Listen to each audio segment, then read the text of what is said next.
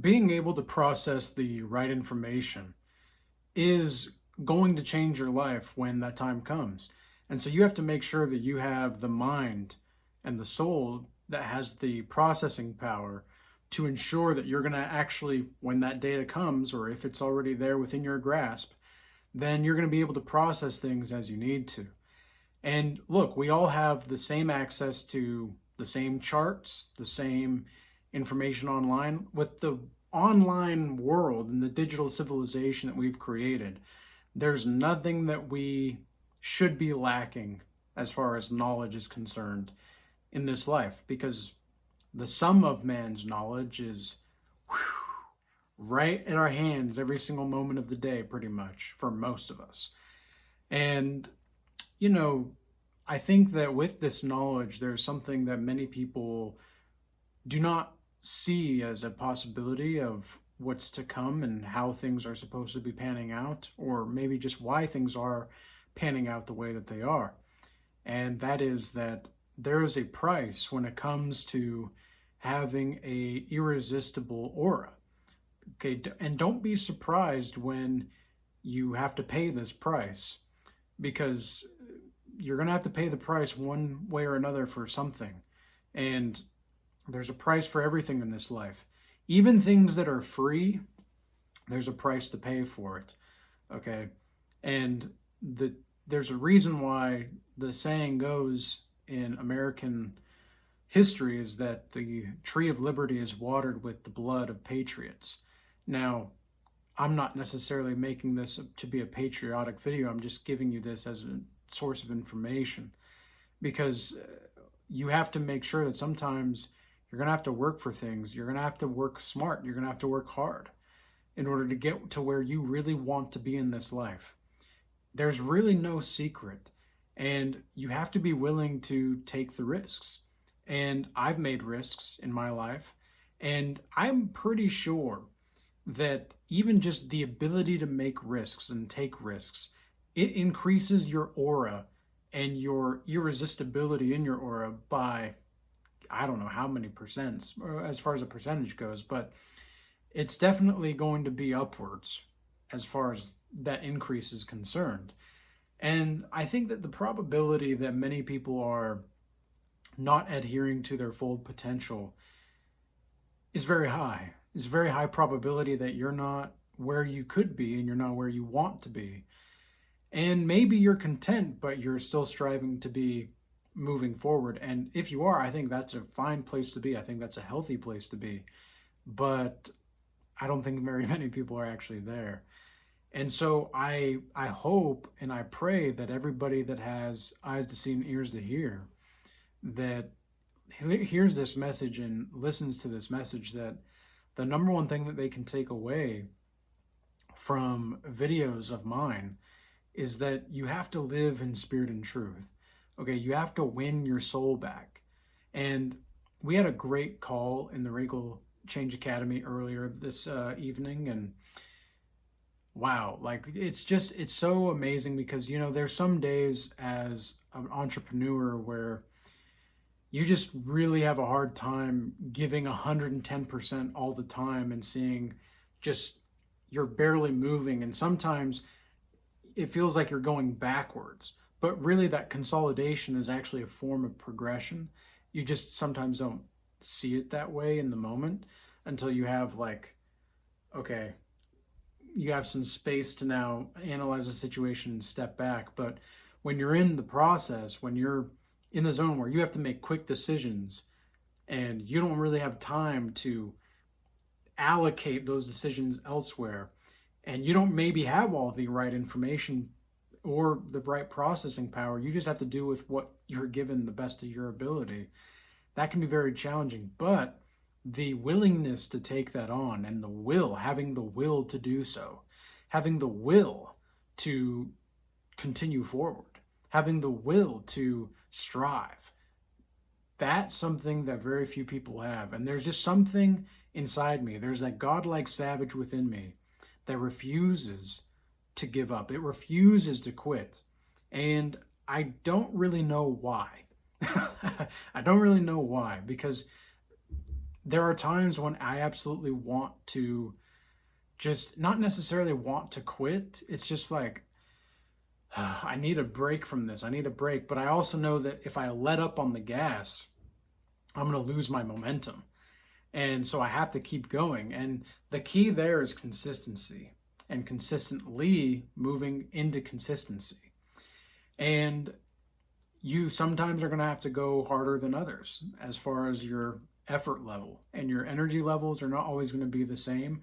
They're not always going to be high. And this is something we talked about in the Regal Change Academy call earlier. And, just to be around people that actually get it, they're actually in this world and they're participating in it, and you can actually relate to these people, right? Like, I think that's one of the reasons why the Regal Change Academy is the way that it is because people can actually relate to it. And I think that it's because we're in a world where it's so hard to relate to other people when you're a chosen one. It's so freaking hard, and it's so isolating at times. It's like even the isolation in of itself kind of makes you want to quit. Like the isolation in of itself, like we're lonely. Not maybe I don't want to say we're lonely, but like we're alone a lot of the time.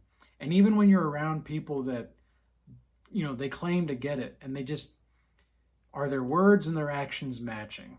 I want to make sure if that's the case. And I'm very pleased to be around people that actually have their actions and their words matching that.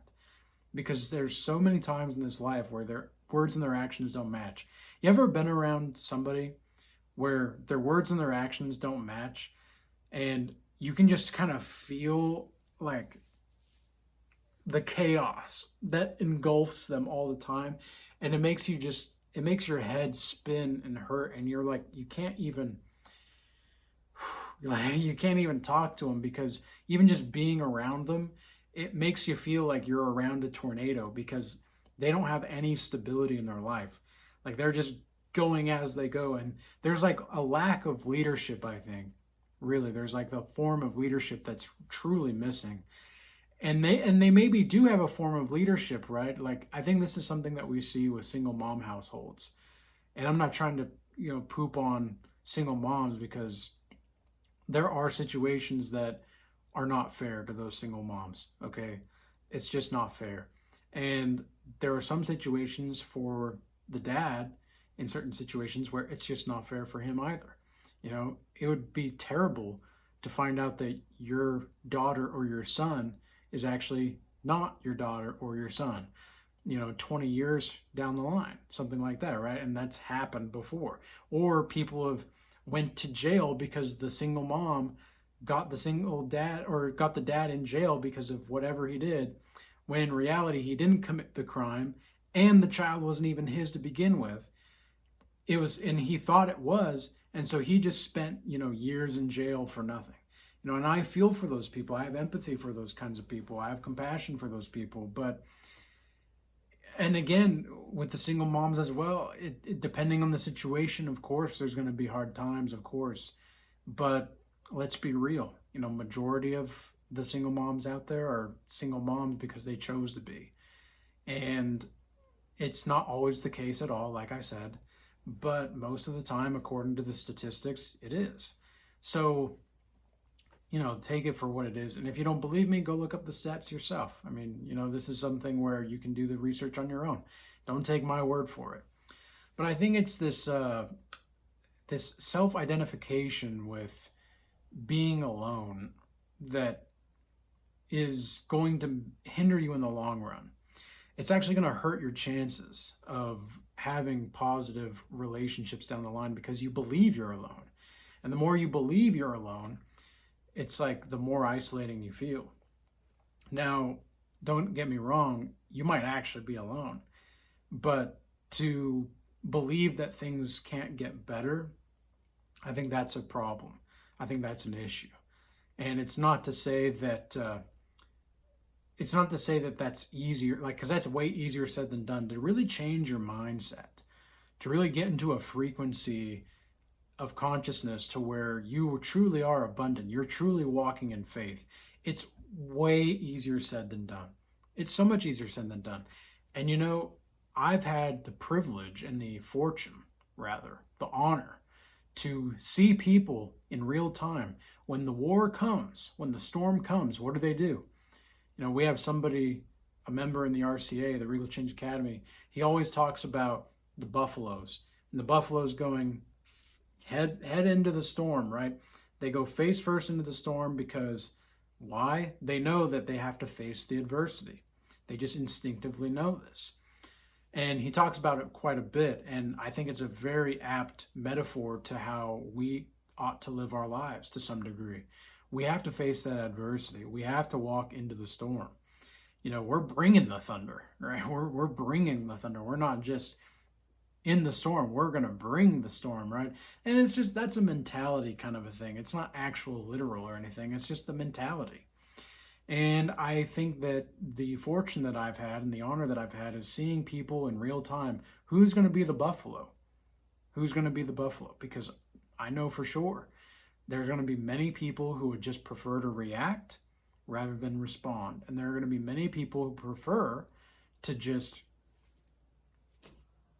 they'll disengage for long enough in their own life or with other people because they feel like they don't belong. But then as soon as something comes up that might be a little, that might be a little bit of a trigger, for example, that's when they come back. Or you're going to face that trigger, okay? Or you're going to face that trigger. And I'm pleased to say that I've worked with people, the people that work with me, they're going to be the ones that more often than not, they're going to go face first into the storm. They're going to go be like that buffalo and head into the storm. Why? Because with me, you don't really, I'm not necessarily like a tough love kind of a person. I'm capable of it. And I think I'm more of a tough love kind of person than a soft, compassionate person, just because of the way that I was grown up. But I think overall that what I did and what I'm doing is I have firm boundaries, but I'm capable of being stern while also being compassionate. And I'm capable also of being like Christ in that such a way. So it's like, I'm not Christ, of course, but I can be like him, and I'm called to be like him as a follower of Christ. And I think why chosen ones feel so lonely is because they're not really nourished in their soul as they could be. Because it takes compassion, it takes empathy to really be whole to some degree with others. And the whole point of individuation, if anybody doesn't know, or whoever doesn't know who Carl Jung is, he had this theory of individuation. And basically it's enlightenment, but scientifically personified. And he says, and this was his question, he says, well, why isn't everybody, if enlightenment is all about bliss and joy and all these things, why is it the case that these people are not enlightened as they could be? Well, it's because you got to go through hell alone. Okay? You have to go through hell alone. We're under attack and we're going through hell. This is I don't believe that hell. Okay, how do I phrase this? So hell is a place and a state of mind, in my opinion. And it's not just my opinion, it's my interpretation of what the Bible says. Now, this is interpretation. You can take it or leave it. Okay, I've seen enough in this life to believe, and not even to believe, but to know that hell is a state of mind. Okay, I say it's my opinion because that kind of softens the I suppose the authoritarian perspective, but really the way that I operate in my life is to be a loving authoritarian. And so I'm going to give some leeway for, yes, I could be wrong, but I have yet to see any way in which I'm wrong. That's really my stance when it comes to this. So the Bible talks about hell being an eternal fire, like a lake of fire, right? And what exactly is this life? Now, the alchemists, they believe that life is like a cauldron of fire. Well, what do you see around you? If you're outside in the sun, what do you see? Well, you see light, right? You see colors, you see things illuminated by light. What makes you think that that's not like a form of fire? What makes you think when people say, my soul's on fire, what makes you think that you're not looking into somebody's fire when you see their aura? When you see that irresistibility, when you're irresistible in your aura, what that really means is like you've harnessed your fire, you've harnessed it. And there's something very, very, I was going to say audacious. Is that the right word? Audacious? Well, anyway, there's something very, it's not seductive. It's just attractive and magnetic. That's just what it is. And I think that people are going to want to be like you more because you're being more like Christ.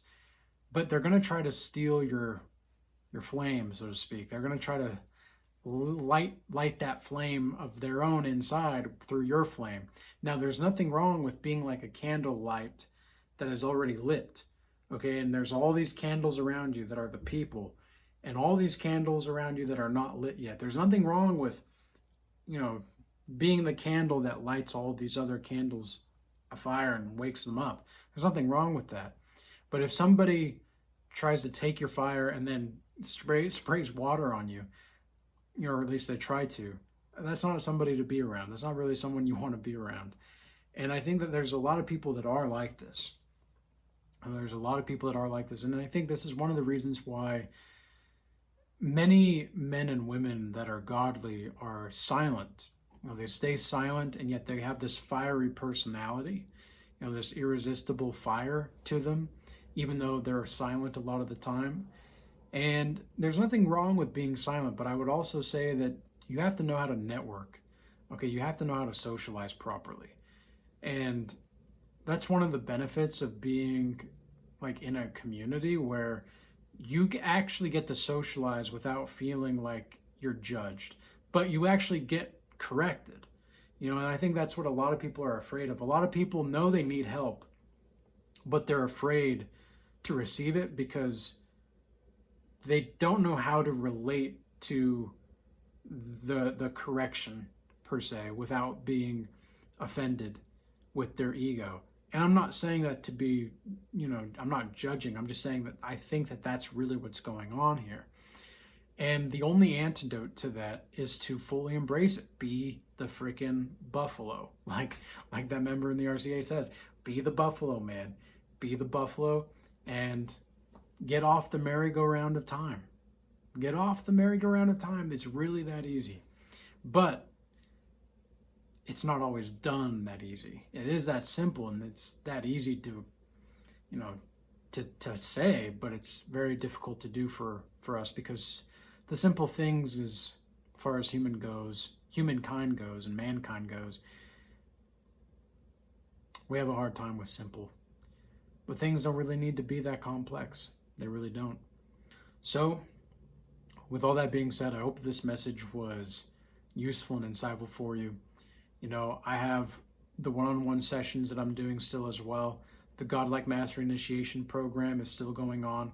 I only have a few spots open for that per month because of the intensity of it. And so we're halfway through the month. I still have 2 spots left for that. But other than that, we're going full speed ahead. And whether you want to join us or not, that's up to you. But I think that overall, the antidote that you all are looking for is obviously going to be inside yourself, but it's also going to be being willing to be seen, being willing to be who you are, and accept that you're not quite as great. And don't ask for sympathy. Okay, there's nothing wrong. Look, you have to be able to show yourself compassion. Otherwise, you're going to seek sympathy and validation from other people, and you're never going to heal. You have to give yourself compassion first. Okay, give yourself compassion. Learn how to give yourself compassion, however that looks like. Pray for your past self, pray for your future self, and move forward accordingly with Christ. With all that being said, I hope you have a blessed evening. Peace be with you. Until next time.